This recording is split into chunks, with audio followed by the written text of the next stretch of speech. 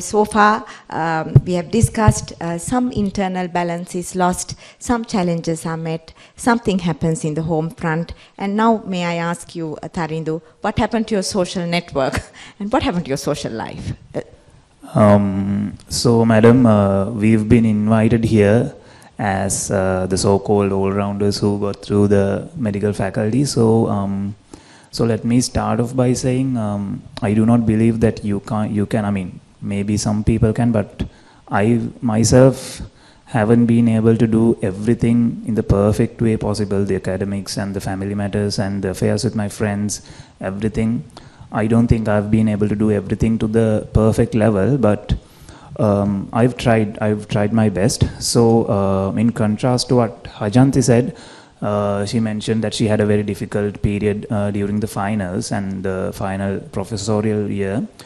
But my faculty life was a bit different to that, because the most difficult part of my faculty life was the first 1.5 years, where I had to bear a lot of responsibilities of the batch as the representative of our batch. So during that period, actually I failed. I mean, I have to go out and say to you guys that I failed to properly keep up my relationship with my outer social circle outside of medical faculty, but my efforts were there. So when the first 1.5 years ended, some of my relationships had, they had broken down a little, and the social circle had become a little too smaller than it was previously. But so that's what I can refer to in the song. I gave more than a little, in fact, sometimes, and got a little back as well.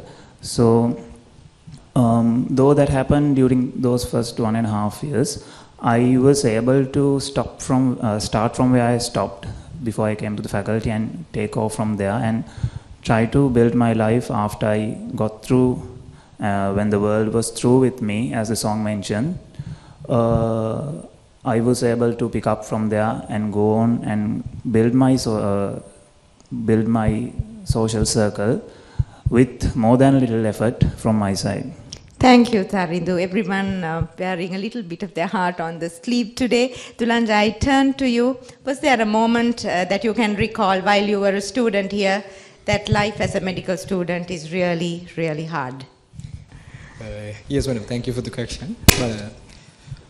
There are several moments, particularly the third year of my medical student life was particularly challenging, because I had taken up some responsibilities in the top board of the Students' Union, and on top of that, this was the time when COVID was there. So I don't think the audience will be able to relate to that. We are quite old now. During the COVID times, we had to go to clinicals, and I mean, we didn't have to go to clinicals, but we did go to clinicals. All these wearing PPEs, and there were a lot of problems. And as a student representative, we had to make some tough decisions. Sometimes well received by the students and administration, and sometimes not. There were a lot of criticisms, and this particular time period of my life, that was really challenging, because all of a sudden I was not just a university student. Now I am an adult facing the world. I think the whole batch felt the same, because we are doing clinicals, we are having exams, we are having lectures, online lectures, and whatnot, and all the extracurricular activities are continuing. And at the same time, we were sort of afraid, will I get positive today? Will my roommate get positive today? And if you get positive today, then you are asked to vacate the hostels and you have nowhere to go. You can't just go home. Then we have to sometimes find quarantine centers ourselves. So that was a really tough time period. However, as adults, we faced it. As a batch, we came through. I think I'm really proud of myself and as well as the batch. Thank you. So a round of applause for the first round of answers. So now I invite you to watch this video clip, Prasad, and we will come back and discuss this. This video clip is from a BBC series called This Is Going to Hurt.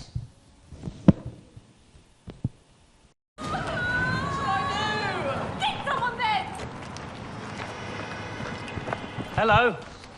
I'm Adam. I'm one of the doctors. What kind of a doctor? Doesn't matter what kind! This is Obs and Gynae, also known as brats and twats. You're generally sailing the ship alone, A ship that's massive and on fire and no one's had the time to teach you how to sail. You pull the babies out so there aren't any more babies to pull out. But what other doctors can say they end up with twice the number of patients they started with? What do we do now? I think you have to feed it for a few years, let it live in your house and then send it to school. Sorry. I wasn't great on my first week either. I've been here 2 months. You can do this. I can't do this. I just feel so constantly overwhelmed. So you're just going to not let it get to you? Stiff upper labia, right? I live with Harry. I'm very happy and we love each other and we're gay. Both of you. Doing anything fun tonight? I thought I'd go home 3 hours late, get shouted at and fall asleep on the toilet. Doctors, nurses, they don't do this for the money. They do it because they care. Why do you care? Because it reflects very badly on me if you die.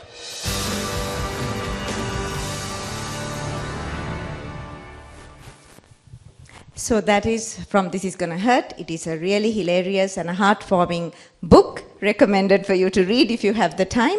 Minura, my first question to you is, do you relate to some of those sentiments that are seen in this video clip? Very much so. I think it really does mirror, what the chaos of clinical practice. At least to some extent as final year medical students, but I think we are yet to experience it as intern medical officers. But I really do relate to this clip because this doctor says is clearly overwhelmed, and I did feel this way actually just before my professorial year, and in contrast to what Tarindo and Dulanj has been experiencing, the final year was quite tough on me because just before professorial start, I had a major fallout with my close core friend group, and I felt deeply isolated. I felt really alone, and ironically enough, it was the first appointment we had was in obstetrics and gynecology.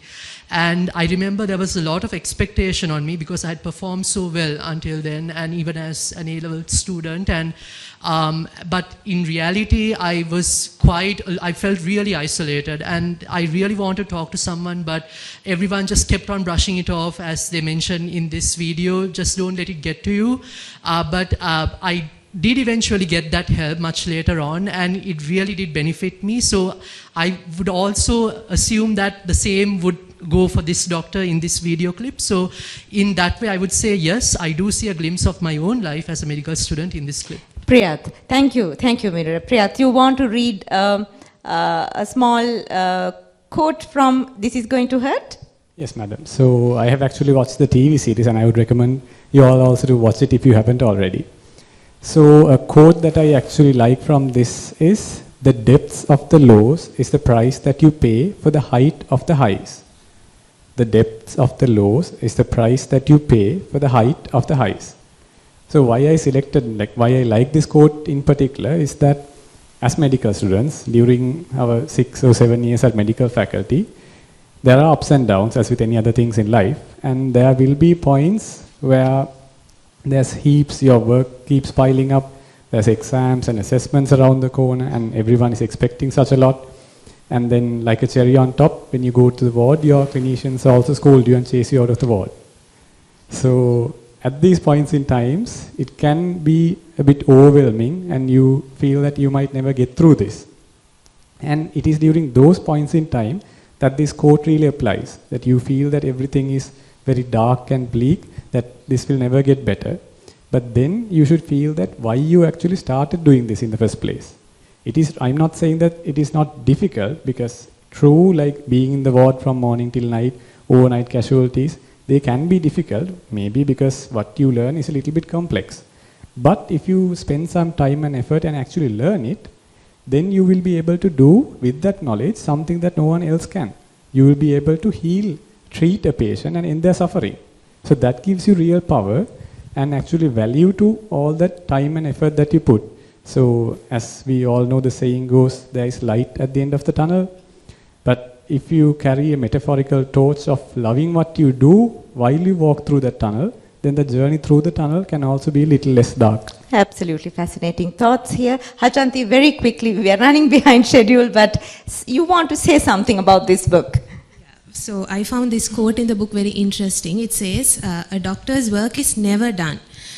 It follows them home and slowly seeps into every aspect of their life. So what I mean by the doctor's work is not really the clinical work, it's actually the doctor's mind. If you really look back and like even as medical students, and especially there are so many clinicians here, so if you think, even without consciously knowing, we have actually involved medicine in every aspect of our life, in the jokes we make, in the conversations we have, and even in the thought process. Whenever we see something, there's every time a medical aspect added to it, whether or not we know it.